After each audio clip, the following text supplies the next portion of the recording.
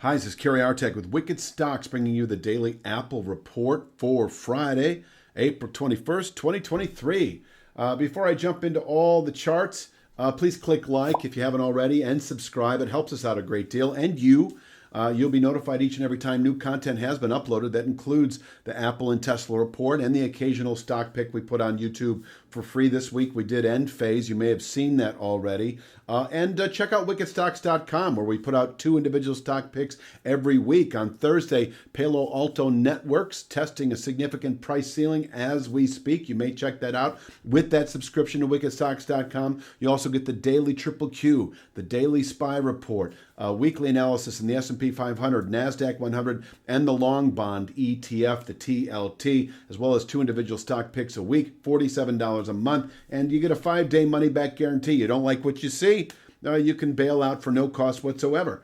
Anyway, let's jump into the charts. You know that I've been following the Apple report for some months, that when we tested the targeted longer-term support in the lower 120s, low to mid 120s, I'd mentioned how the 171.69 channel top should be considered attainable by some point in 23. And then, following that, about a month later, we gapped above the 135.43 channel top. That put it in the order of about 3 to 5 month target. And then a few weeks ago, we pushed and settled above the upper 150s, low 160s. A lot going on there as well. So now we've been in a 2 to 3 week buy signal into the lower 170s for about 3 weeks, and we're very close to reaching it. In fact, in the support resistance area today, I show 168.68. That is a 1% below 171.39. When we get to 1% below a level, that is really essentially the beginning of the sell zone, the resistance zone. So, if you're long and you want to begin scaling out of a long position at 168.68, that would be fine. I mean, I have no problem with that. In fact, that is good trade execution policy, good risk management policy, because you don't really know if we're going to actually test 171.39 to the very tick. I can assure you that we're not the only ones looking at these formations. And so this is a big area that can absorb buying really through the third quarter and into the later year. Let's get on with the day itself.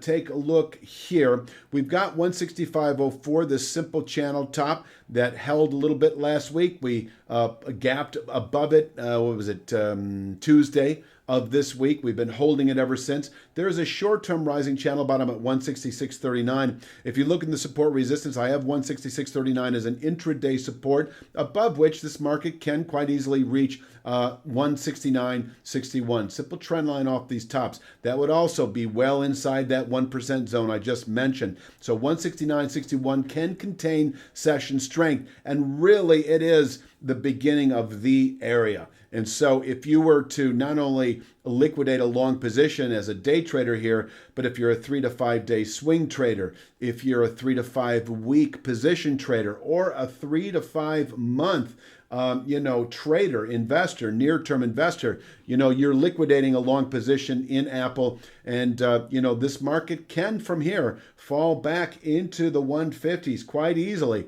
over the following 3 to 5 weeks. We have a rising 1/3 speed line at 154.31.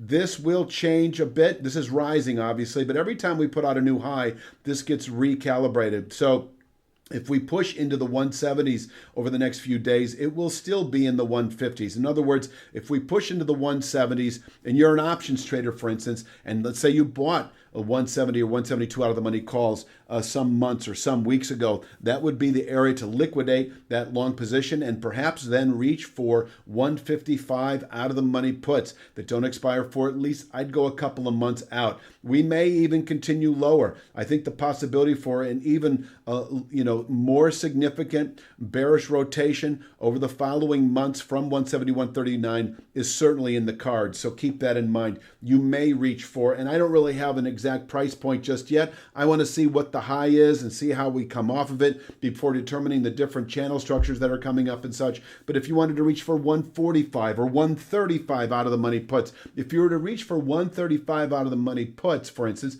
or let's say this, I can just as easily say that now that we're testing the low 170s, it is perhaps possible that as we move into later year, that Apple can rotate all the way back into the 120s. Yes, that is true. So, if you were to buy 125 out of the money puts, once we're testing the low 170s that don't expire, I would go at least 6 months out on that. This took about 4 months, right? Am I doing the math right? January, February, March, April. This is about a 4-month move. I would go 6 months out at least, just allowing for consolidation on the way down. But that is possible. Now, am I expecting the 120s following a test of the 170s? No. But I do know, and I think you would agree with me, that you can see the rotations in here pretty well, not well defined. I mean, some of them vary by only 2 or 3 months. Others are more in the order of about 6 to 8 months. But this one was 4 months.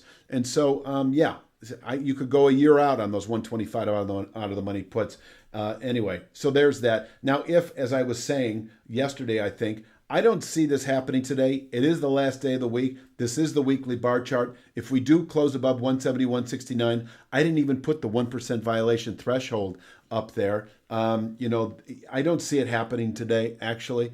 I think that is a long shot, so I'm not even going to go there. But, you should add 1% to this. If you were looking to go long, and if we do settle above 170, 169, it should be by a 1% margin. So add 172 to 171.69, and that'll take you to 173.30.41 or something like that. I don't know. You'll have to do the math. But if we close at that number or higher, as I was mentioning yesterday, in Thursday's Apple report, that this becomes a realistic, I'd call it a 5 to 8 month objective, perhaps, to 216.42 and rising. So keep that in mind. But I don't think that's likely today. It may happen by the end of next week. I don't think that's going to happen this week. Go back to this chart here. If we close below 165.04 today, that shifts everything negative. And I would then anticipate within about 3 to 5 days, this channel bottom that is now at 160.170, which I have weighted as a 3-star weekly support level. 160.70 is really the beginning, kind of a wide zone of all kinds of stuff going on, down to 154.34. 160.70 is the beginning of an area down to 154.31 that can absorb selling pressures through May into June, and from here we can rally back into the lower 170s within a matter of, 3 to 5 weeks or so. We'd have a big sell signal if we close below 154.31 in the coming weeks, but closing below 165.04 would then indicate 160.70 over the next 3 to 5 days, where we could bottom out through the following week and turn up again.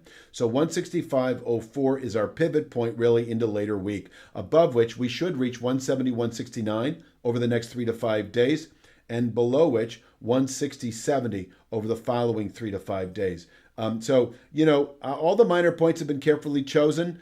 If we reach 169.61, it can contain session strength. If we close above 169.61, expect that long-term resistance at 171.69, probably Monday of next week, where we can top out into later year, and if settled above, would be a significant long-term buy signal, secondary sign of strength as we move through the rest of the year, 5 to 8 month rally into the 216.42 and climbing.